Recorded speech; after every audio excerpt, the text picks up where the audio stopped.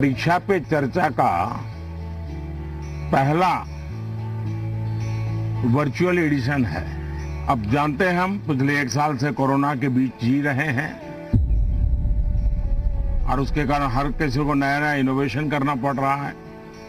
मुझे भी आप लोगों से मिलने का मोह इस बार छोड़ना पड़ रहा है और मुझे भी एक नए फॉर्मेट में आपके बीच आना पड़ रहा है और आपसे रूबरू न मिलना, आपके चेहरे की खुशी न देखना, आपका उमंग और उत्साह न अनुभव करना, ये अपने आप में मेरे लिए बहुत बड़ा लॉस है।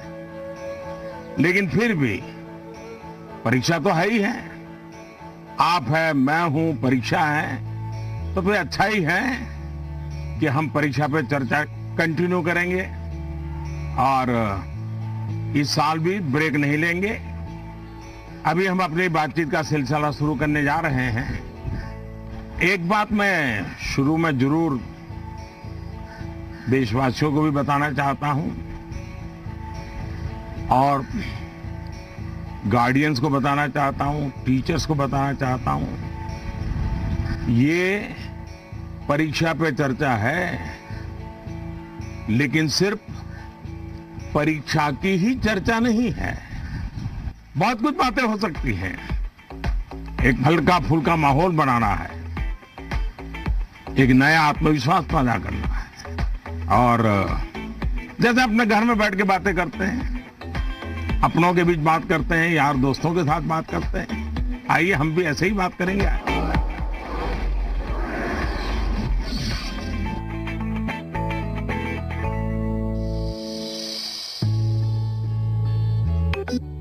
नमस्कार ऑनरेबल पीएम सर। नमस्कार। मेरा नाम एन पल्लवी है।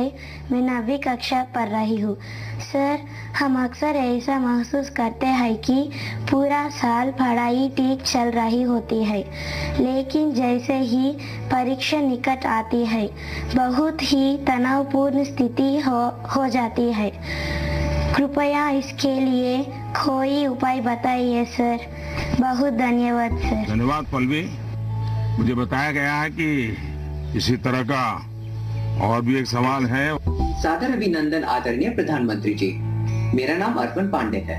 मैं global Indian international school Kuala Lumpur Malaysia में 12वीं कक्षा का छात्र हूँ। मैं आपसे अपनी भावी भविष्य की सफलता हेतु एक प्रश्न के उत्तर की आकांक्षा करता हूँ और आशा करता हूँ कि आप इसमें मेरा मार्गदर्शन करेंगे।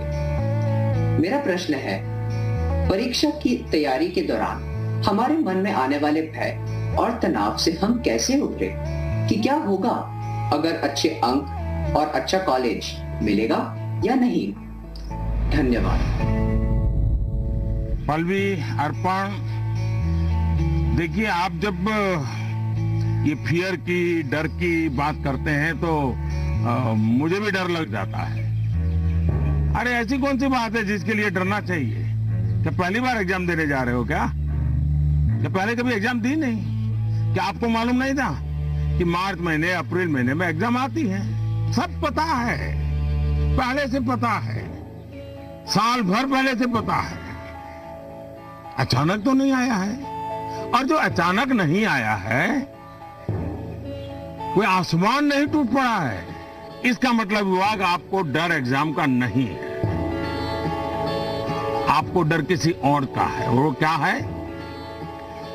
आपके आसपास एक माहौल बना दिया गया है कि यही एग्जाम सब कुछ है, यही जिंदगी है, और इसके लिए पूरा सामाजिक वातावरण, कभी कभी स्कूल का वातावरण भी, कभी कभी माँ बाप भी, कभी अपने रिश्तेदार भी एक ऐसा माहौल बना देते हैं, ऐसी चर्चा करते हैं कि जैसे कोई बहुत बड़ी घटना से आपको गुजरना है, बहुत बड़े संकट से गुजरना है।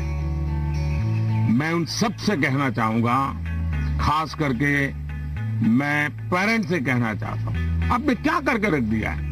मैं समझता हूं कि ये सबसे बड़ी गलती है।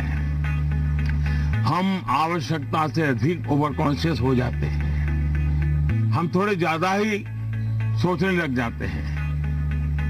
और इसलिए मैं समझता हूं कि जिंदगी में ये कोई आखिरी मुकाम नहीं है। ये जिंदगी बहुत लंबी है, बहुत पड़ाव आते हैं। एक छोटा सा पड़ाव है। हमें दबाव नहीं बनाना चाहिए। चाहे टीचर हो, स्टूडेंट हो, परिवारजन हो, यार दोस्त हो, खत्म हो गया तो एग्जाम का दबाव कभी महसूस नहीं होगा। कॉन्फिडेंस फलेगा फूलेगा, प्रेशर रिलीज हो जाएगा, डिक्रीज हो जाएगा और बच्चों को घर में सहज तनाव मुक्त जीना चाहिए। छोटी मोटी हल्की फुल्की बातें जो रोज करते थे वैसी करनी चाहिए। देखिए दोस्तों, पहले क्या होता था, पहले माँ बाप बच्चों के साथ ज्यादा इन्वॉल्व रहते थे और सहज भी रहते थे और कई विषयों पर इन्वॉल्व रहते थे। आज जो भी इन्वॉल्व रहते हैं वो ज्यादातर कैरियर, एग्जाम, पढ़ाई, किताब, सिलेबस, मैं उसको सिर्फ इन्वॉल्वमेंट नहीं मानता हूं। और इससे इन्हें अपने बच्चों के असली सामर्थ्य का पता नहीं होता है। अगर माँ बाप ज्यादा इन्वॉल्व है तो बच्चों की रुचि, प्रकृति, प्रवृत्ति इस सबको अच्छी तरह समझते हैं और जो कमियां हैं उन कमियों को समझ करके उसको भरने की कोशिश करते हैं और उसके कारण बालक का कॉन्फिडेंस लेवल बढ़ता है। उसकी स्ट्रेंथ माँ बाप को पता है, उसकी वीकनेसेस माँ बाप को पता है और उसके कारण माँ बाप समझते हैं कि ऐसे समय वीकनेसेस को बाजू में करो, स्ट्रेंथ को जितना बल दे सकते हो दो। लेकिन आज कुछ माँ बाप इतने व्यस्त हैं कि उन्हें बच्चों के साथ रियल सेंस में इन्वॉल्व होने का समय ही नहीं मिलता। इसका परिणाम क्या होता है? आज बच्चे के सामर्थ्य का पता लगाने के लिए पेरेंट्स को एग्जाम के रिजल्ट का सीट देखना पड़ता है और इसलिए बच्चों का आकलन भी बच्चों के रिजल्ट तक ही सीमित हो गया है। मार्क्स के परे भी बच्चे में कई ऐसी चीजें होती हैं जिन्हें पेरेंट्स मार्क ही नहीं कर पाते हैं। साथियों, हमारे यहाँ एग्जाम के लिए एक शब्द है कसौटी। मतलब खुद को कसना है, ऐसा नहीं है एग्जाम आखिरी मौका है, बल्कि एग्जाम तो एक प्रकार से एक लंबी जिंदगी जीने के लिए अपने आप को कसने का उत्तम अवसर है, एक अपॉर्चुनिटी है। समस्या तब होती है जब हम एग्जाम को ही जैसे जीवन के सपनों का अंत मान लेते हैं, जीवन मरण का प्रश्न बना देते हैं। दरअसल एग्जाम जीवन को गढ़ने का एक अवसर है, एक अपॉर्चुनिटी है, एक मौका है। उसे उसी रूप में लेना चाहिए। एक्चुअली हमें अपने आप को कसौटी पर कसने के मौके खोजते ही रहना चाहिए ताकि हम और बेहतर कर सकें। हमें भागना नहीं चाहिए। आइए दोस्तों, अगले सवाल की तरफ बढ़ते हैं। माननीय प्रधानमंत्री जी नमस्कार। मेरा नाम पुण्य सुन्या है। मैं कक्षा 11वीं की छात्र हूँ। मेरे विद्यालय का नाम विवेकानंद केंद्र विद्यालय निर्जुली, डिस्ट्रिक्ट पापुमपारे, स्टेट अरुणाचल प्रदेश है। माननीय प्रधानमंत्री जी, कुछ सब्जेक्ट्स और कुछ चैप्टर्स है जिनको लेकर मैं सहज नहीं हूँ, उनसे पीछा छुड़ाने में लगी रहती हूँ। मैं चाहे कितनी भी कोशिश क्यों ना करूँ, मैं उन्हें पढ़ नहीं पाती हूँ। शायद ये इसलिए होता है क्योंकि मुझे उनसे डर लगता है। सर, इस स्थिति को कैसे दूर किया जा सकता है? धन्यवाद सर। चलिए, आंध्र से हम मलेशिया से अब अरुणाचल पहुंच गए और मुझे बताया गया है कि इसी प्रकार का कोई और एक सवाल भी है। माननीय प्रधानमंत्री जी नमस्कार। मेरा नाम विनीता गर्ग है और मैं SRDAV पब्लिक स्कूल में 25 वर्ष से कार्यरत हूँ। मेरा प्रश्न है, कुछ सब्जेक्ट्स ऐसे हैं जिसमें कई स्टूडेंट्स को डर का सामना करना पड़ता है, इस वजह से वह इनसे बचते हैं। इसके बारे में इतिहास या गणित जैसे विषयों के शिक्षक अच्छी तरह से समझ सकते हैं। टीचर के तौर पर इस स्थिति को और बेहतर बनाने के लिए हम क्या कर सकते हैं? ये कुछ अलग प्रकार का ही विषय मेरे सामने आया। मैं कोशिश करूंगा कि स्टूडेंट्स के मन को छू सकूं और टीचर्स की बात पर गौर के साथ कुछ समाधान बता सकूं। आप दोनों ने किसी खास सब्जेक्ट या चैप्टर से डर की बात कही है। आप लोग अकेले नहीं हैं जिनको इस स्थिति का सामना करना पड़ता हो। हकीकत तो यह है कि दुनिया में एक भी इंसान ऐसा नहीं मिलेगा जिसके ऊपर ये बात लागू न होती हो।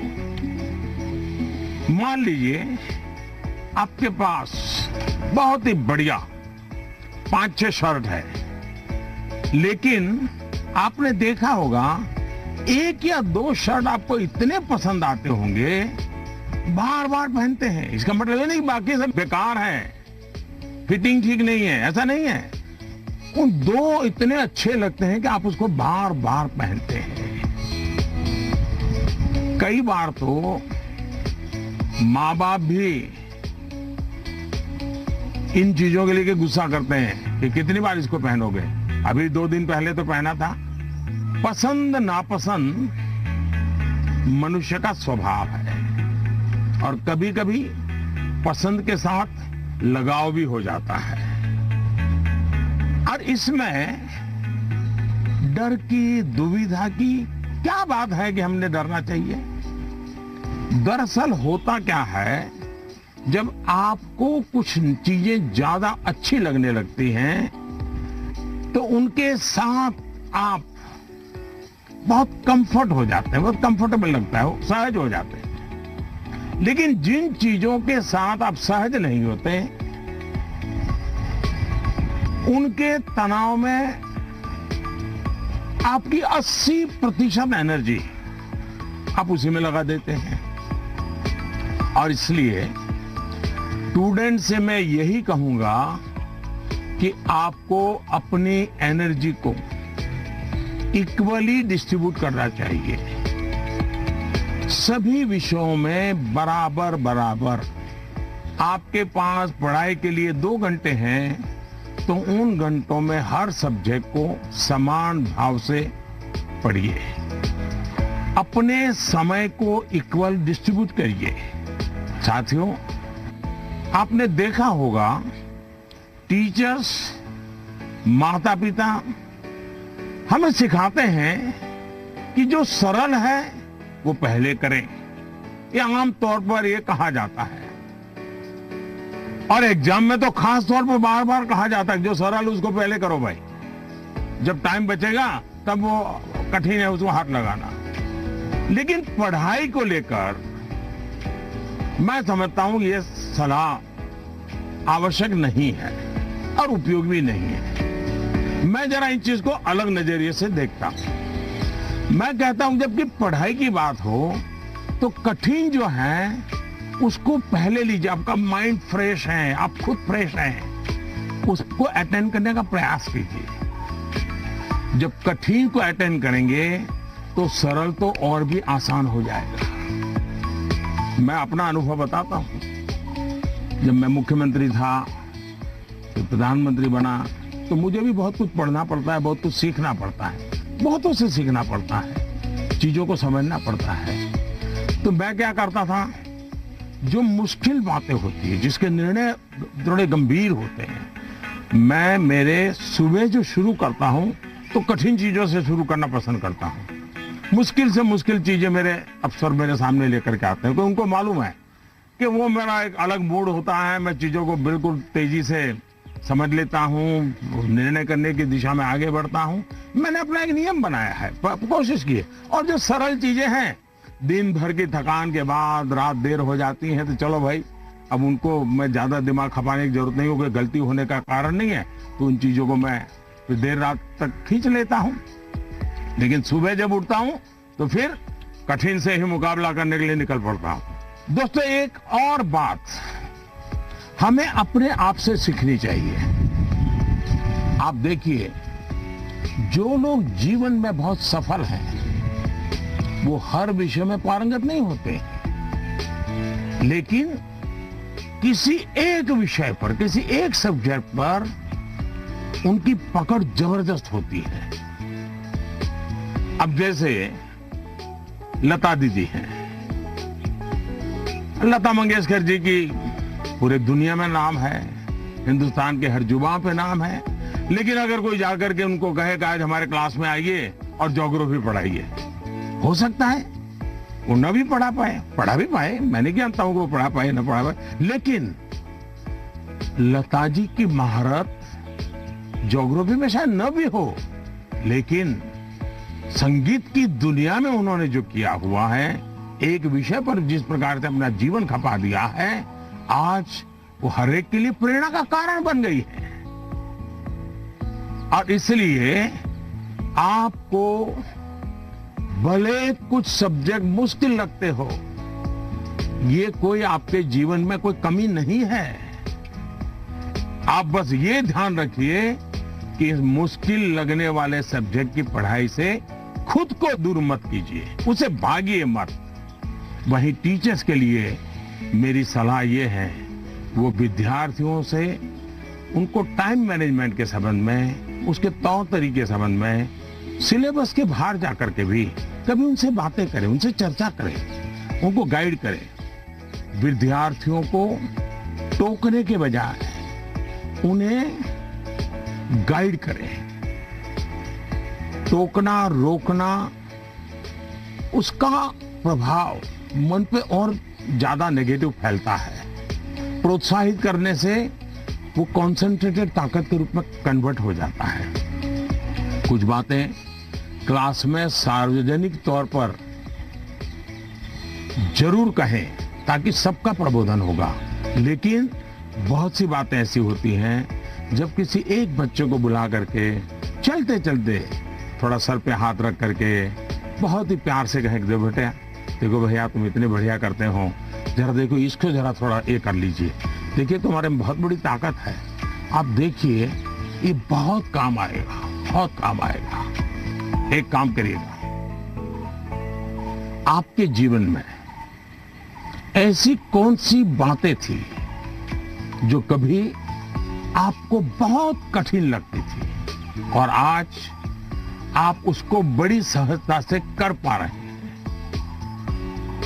ऐसे कुछ कामों की लिस्ट बनाइएगा।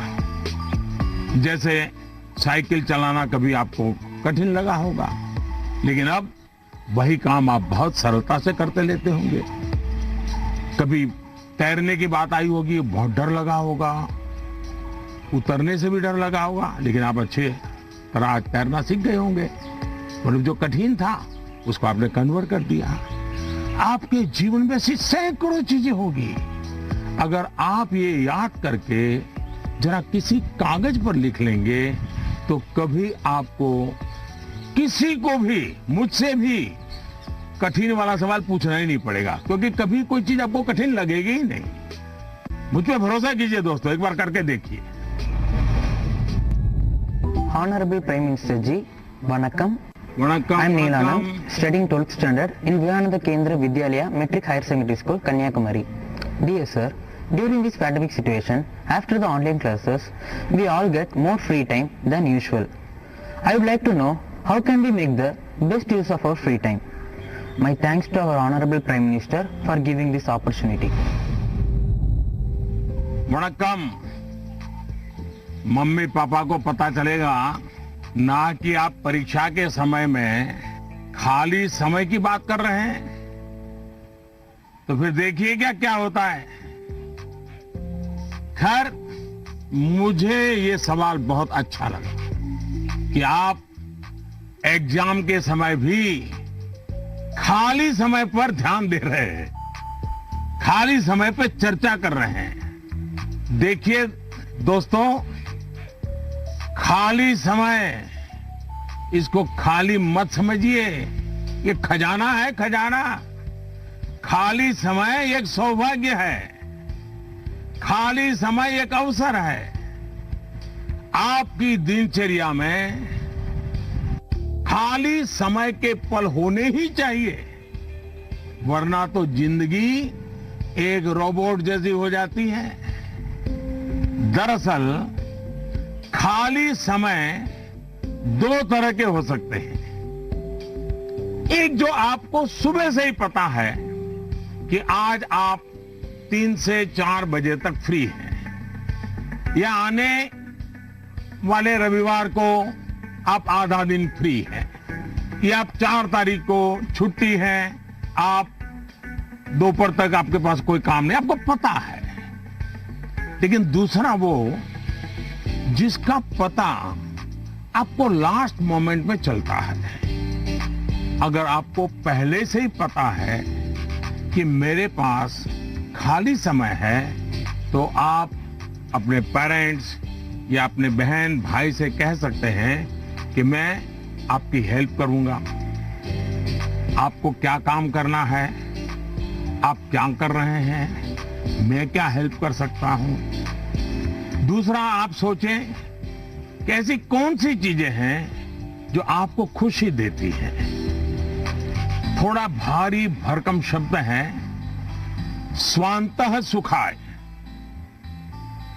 जिसमें से आपको सुख मिलता है, आपको आनंद मिलता है, आपके मन को बहलाती है। आप ऐसा भी कुछ कर सकते हैं।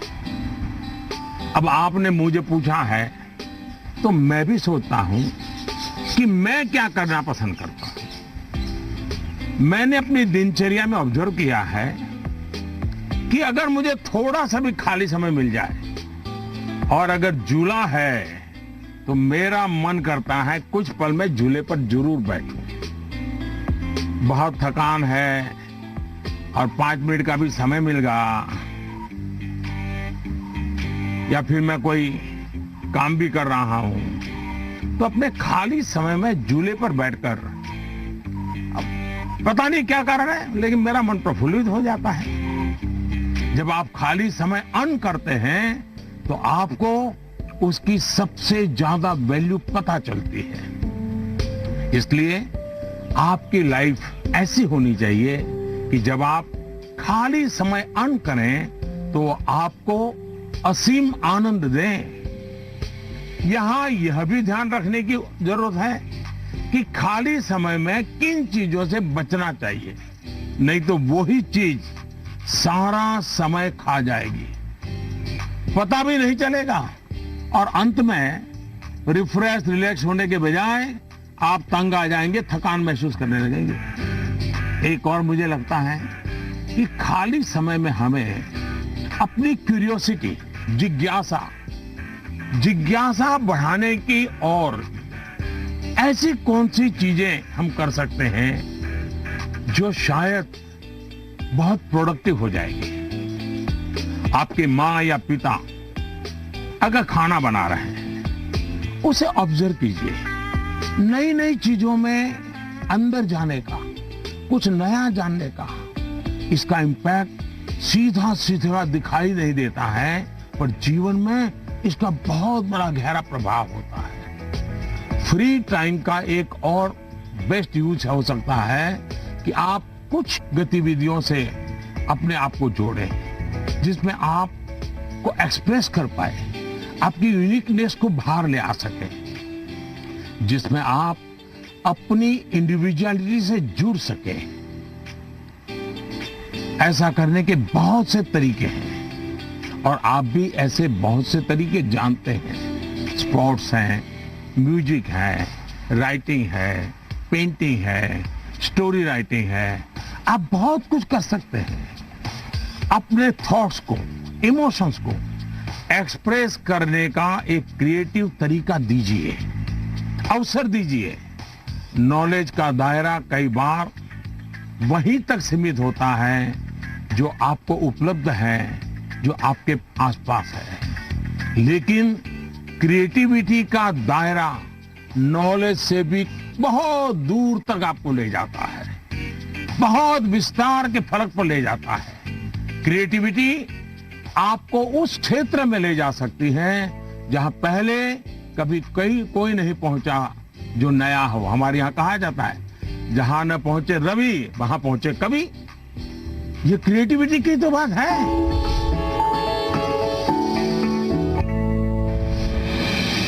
With the world's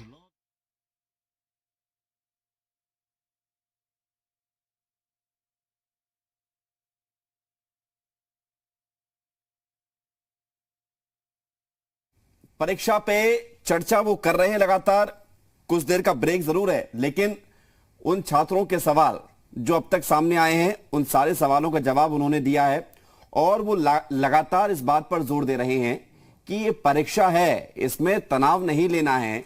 और छात्र भी उनसे हर वो सवाल पूछ रहे हैं जो अमूमन हर छात्र के जीवन में सवाल सामने आते हैं, आपके भी जीवन में आए होंगे और जब आपने परीक्षा दी होगी तो वो सवाल छात्रों के जीवन में भी है कि यदि डर लगता है तो उस डर को कैसे दूर करें और परीक्षा के दौरान खाली वक्त का कैसे सदुपयोग करें। इस पर भी जोर जब पीएम मोदी दे रहे थे तो वो जरूर कह रहे थे कि खाली समय का सदुपयोग करें और खाली समय वो व्यर्थ नहीं होता है, वो खजाना होता है और किसी छात्र के लिए तो बेहद खास होता है।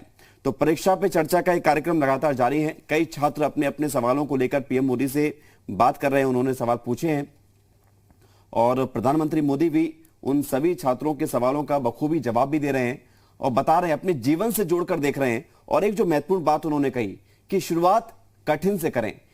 ये बात आपने भी सुनी होगी कि पहले आप सबसे जो सरल हो उसको करना शुरू करें, जो आपको आता है वो करना शुरू करें तो राह आसान हो जाती है। लेकिन यहां पर पीएम मोदी ने छात्रों के नजरिए को बदलने की कोशिश की और उन्होंने कहा कि जो काम सबसे कठिन हो, जो चीज सबसे कठिन हो उसको सबसे पहले करें, क्योंकि उस वक्त आपका जो दिमाग होता है वो बिल्कुल फ्रेश होता है और आपको उस काम में करने में आसानी हो जाती है।